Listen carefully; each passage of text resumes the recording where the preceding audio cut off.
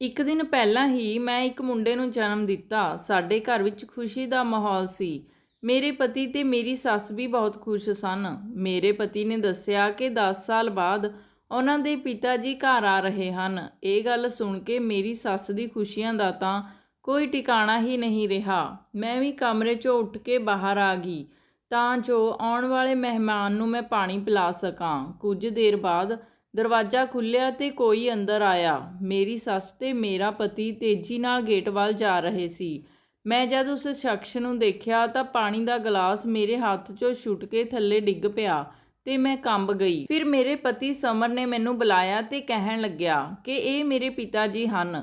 ਇਹ ਪੁਲਿਸ ਵਿੱਚ ਬਹੁਤ ਵੱਡੇ ਅਧਿਕਾਰੀ ਹਨ। ਇਹਨਾਂ ਦੀ ਪੋਸਟਿੰਗ ਦੂਜੇ ਸ਼ਹਿਰ ਵਿੱਚ ਸੀ ਅਤੇ ਪਿਤਾ ਜੀ ਦੇ ਕੰਮ ਦੀ ਵਜ੍ਹਾ ਨਾਲ ਇਹਨਾਂ ਦਾ ਘਰ ਆਉਣਾ ਬਹੁਤ ਘੱਟ ਹੁੰਦਾ ਹੈ। ਸਮਰ ਦੇ ਪਿਤਾ ਜੀ ਨੇ ਮੇਰੇ ਵੱਲ ਦੇਖਿਆ ਤੇ ਮੇਰੀ ਤਾਰੀਫ ਕੀਤੀ ਕਿ ਬਹੁਤ ਸੋਹਣੀ ਬਹੂ ਹੈ। ਪਰ ਮੈਂ ਸਮਰ ਦੇ ਪਿਤਾ ਜੀ ਨੂੰ ਪਹਿਲੀ ਵਾਰ ਨਹੀਂ ਮਿਲ ਰਹੀ ਸੀ। ਅੱਜ ਤੋਂ 10 ਸਾਲ ਪਹਿਲਾਂ ਮੇਰੇ ਪਿਤਾ ਜੀ ਨੇ ਆਪਣੀ ਨਸ਼ੇ ਦੀ ਲੱਤ ਦੇ ਕਰਕੇ ਮੈਨੂੰ ਇੱਕ ਕੋਠੇ ਤੇ ਵੇਚ ਦਿੱਤਾ ਸੀ। ਪਰ ਉਸੇ ਰਾਤ ਉਸ ਕੋਠੇ ਤੇ ਪੁਲਿਸ ਦੀ ਰੇਡ ਪੈਣ ਨਾਲ ਮੇਰੇ ਨਾਲ ਕੁਝ ਗਲਤ ਨਹੀਂ ਹੋਇਆ ਸੀ। ਪਰ ਪੁਲਿਸ ਕੋਠੇ ਦੀਆਂ ਸਾਰੀਆਂ ਕੁੜੀਆਂ ਨੂੰ ਪੁਲਿਸ ਸਟੇਸ਼ਨ ਲੈ ਆਈ ਸੀ, ਜਿਨ੍ਹਾਂ ਵਿੱਚ ਮੈਂ ਵੀ ਸੀ। ਬਾਕੀ ਸਾਰੀਆਂ ਕੁੜੀਆਂ ਤਾਂ ਬਿਨਾਂ ਡਰੇ ਖੜੀਆਂ ਸਨ, ਪਰ ਮੈਂ ਬਹੁਤ ਡਰੀ, ਸਹਿਮੀ ਤੇ ਰੋ ਰਹੀ ਸੀ। ਫਿਰ ਇੱਕ ਲੇਡੀ ਪੁਲਿਸ ਵਾਲੀ ਨੇ ਮੈਨੂੰ ਮੇਰੇ ਵਾਲਾਂ ਤੋਂ ਫੜ ਲਿਆ ਤੇ ਕਹਿਣ ਲੱਗੀ ਕਿ ਰੋਣ ਦਾ ਨਾਟਕ ਕਰ ਰਹੀ ਆਂ, ਤੇ ਮੇਰੇ ਇੱਕ ਥੱਪੜ ਲਗਾਇਆ। ਚੁੱਪਚਾਪ ਖੜੀ ਰਹਿ। ਪਰ ਮੈਂ ਉਹਨਾਂ ਨੂੰ ਕਹਿੰਦੀ ਰਹੀ ਕਿ ਮੈਂ ਬੇਕਸੂਰ ਹਾਂ, ਮੈਂ ਕੁਝ ਨਹੀਂ ਕੀਤਾ। ਪਰ ਉਸਨੇ ਮੇਰੀ ਇੱਕ ਨਾ ਸੁਣੀ। ਥੋੜੇ ਟਾਈਮ ਬਾਅਦ ਉਹਨਾਂ ਦੇ ਵੱਡੇ ਸਾਹਿਬ ਆ ਗਏ।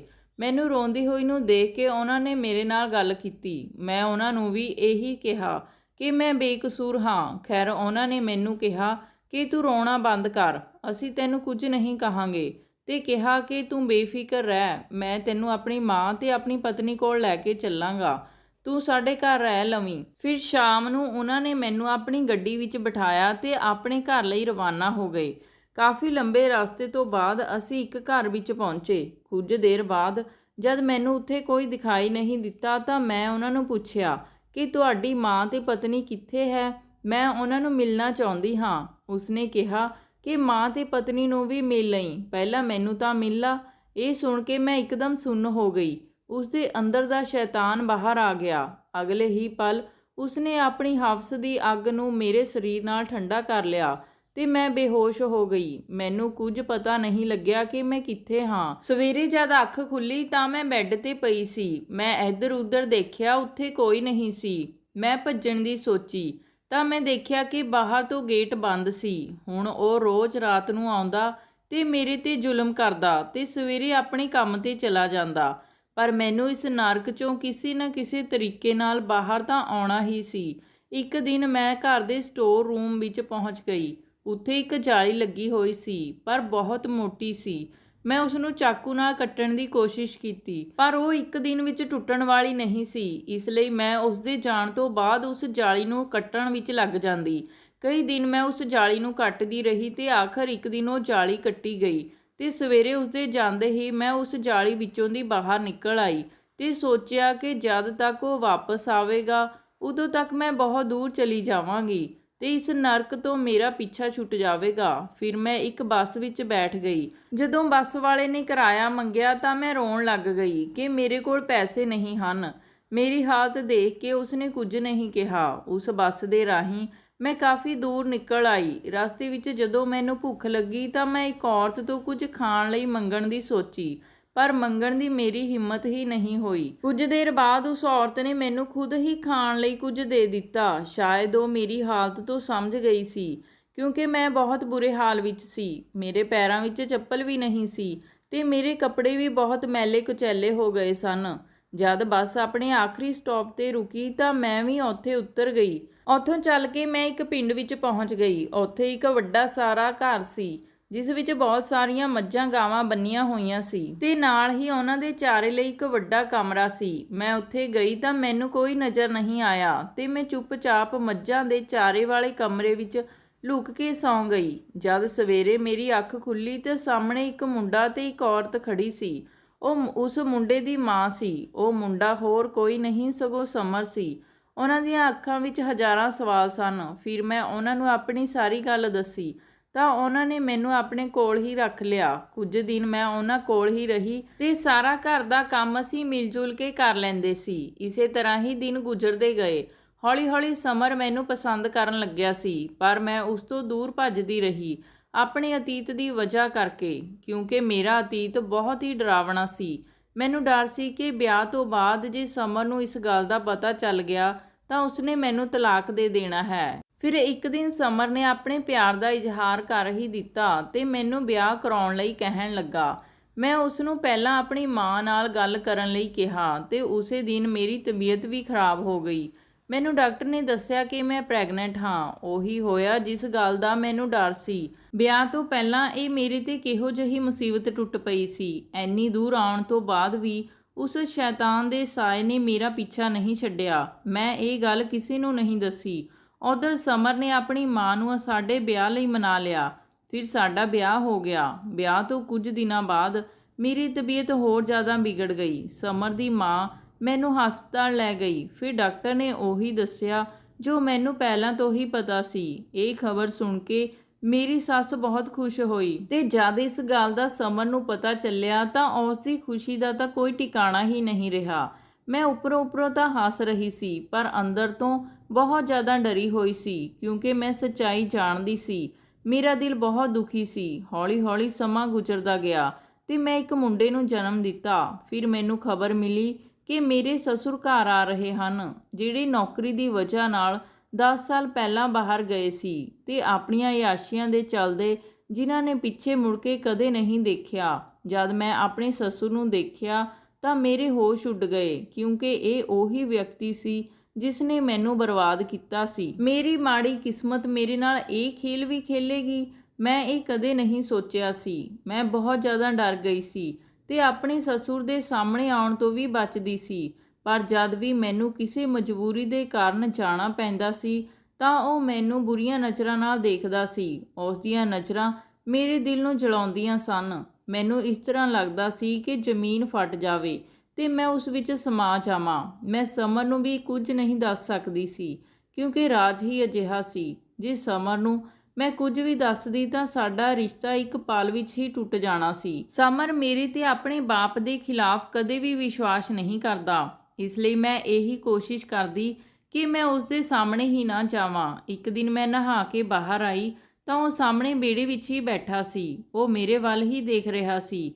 ਮੈਂ ਜਲਦੀ ਨਾਲ ਆਪਣੇ ਕਮਰੇ ਵਿੱਚ ਚਲੇ ਗਈ, ਕਿਉਂਕਿ ਉਸ ਦੀਆਂ ਪਿੱਛਾ ਕਰਦੀਆਂ ਭੈੜੀਆਂ ਨਜ਼ਰਾਂ ਤੋਂ ਮੈਨੂੰ ਡਰ ਲੱਗਣ ਲੱਗਿਆ ਸੀ। ਰੋਜ਼ ਦੀ ਤਰ੍ਹਾਂ ਜਦ ਰਾਤ ਵੀ ਮੈਂ ਆਪਣੇ ਬੇਟੇ ਲਈ ਦੁੱਧ ਗਰਮ ਕਰਨ ਲਈ ਰਸੋਈ ਵਿੱਚ ਗਈ ਤਾਂ ਮੈਨੂੰ ਇੰਜ ਲੱਗਿਆ ਕਿ ਜਿਵੇਂ ਮੇਰੇ ਪਿੱਛੇ ਕੋਈ ਖੜਾ ਹੋਵੇ।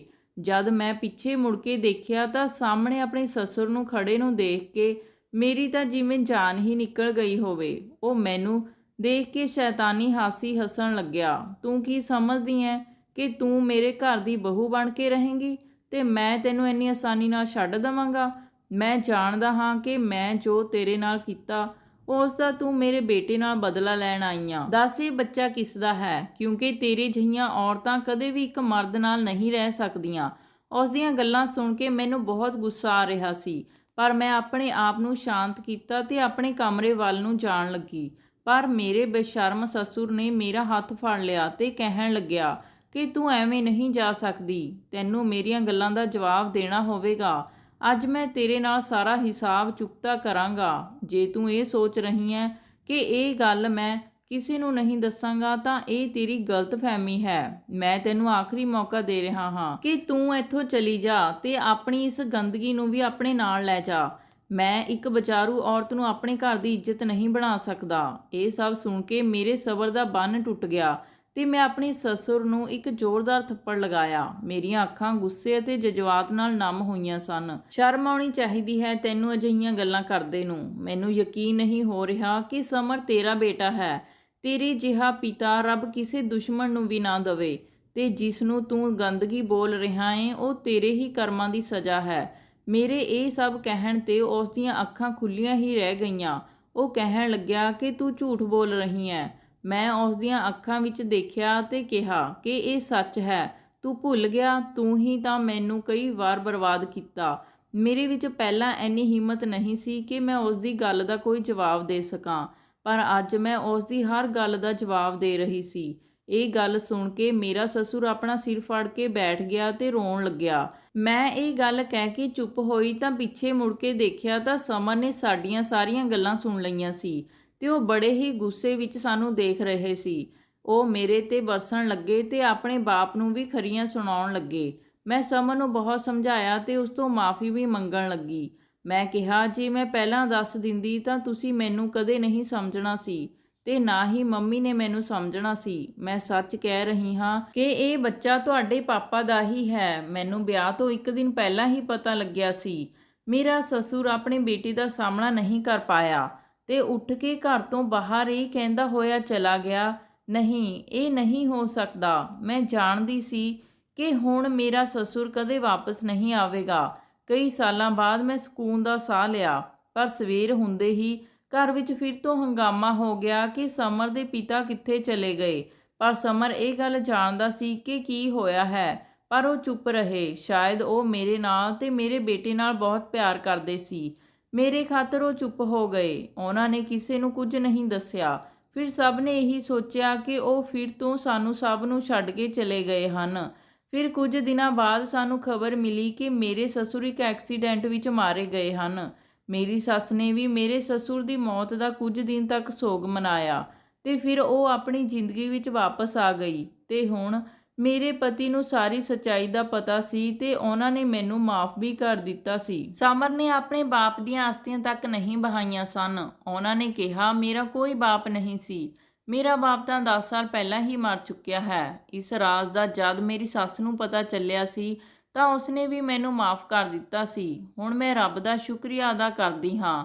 ਸਮਰ ਮੈਨੂੰ ਬਹੁਤ ਪਿਆਰ ਕਰਦੇ ਹਨ ਤੇ ਹੁਣ ਸਾਡੇ ਘਰ ਇੱਕ ਬੇਟੀ ਨੇ ਵੀ ਜਨਮ ਲਿਆ ਹੈ। ਪਰ ਜਦ ਵੀ ਮੈਂ ਆਪਣੇ ਬੇਟੇ ਨੂੰ ਦੇਖਦੀ ਹਾਂ ਤਾਂ ਮੈਨੂੰ ਆਪਣੇ ਉੱਤੇ ਹੋਇਆ ਉਹ ਖੌਫਨਾਕ ਮੰਜ਼ਰ ਯਾਦ ਆਉਂਦਾ ਹੈ ਤੇ ਮੈਂ ਰੱਬ ਅੱਗੇ ਇਹੀ ਬੇਨਤੀ ਕਰਦੀ ਹਾਂ ਕਿ ਕਦੇ ਕਿਸੇ ਕੁੜੀ ਨਾਲ ਅਜਿਹਾ ਨਾ ਹੋਵੇ, ਕਿਉਂਕਿ ਹਰ ਕਿਸੇ ਨੂੰ ਸਮਰ ਜਿਹੇ ਪਤੀ ਤੇ ਮੇਰੀ ਸਾਸੂ ਮਾਂ ਵਰਗੀ ਸੱਸ ਨਹੀਂ ਮਿਲਦੀ। ਤਾਂ ਦੋਸਤੋ, ਇਹ ਸੀ ਅੱਜ ਦੀ ਕਹਾਣੀ। ਜੇ ਕਹਾਣੀ ਤੁਹਾਨੂੰ ਵਧੀਆ ਲੱਗੀ ਤਾਂ ਲਾਈਕ, ਸ਼ੇਅਰ ਤੇ ਕਮੈਂਟ ਕਰਕੇ ਜ਼ਰੂਰ ਦੱਸਿਓ ਜੀ। ਧੰਨਵਾਦ ਜੀ।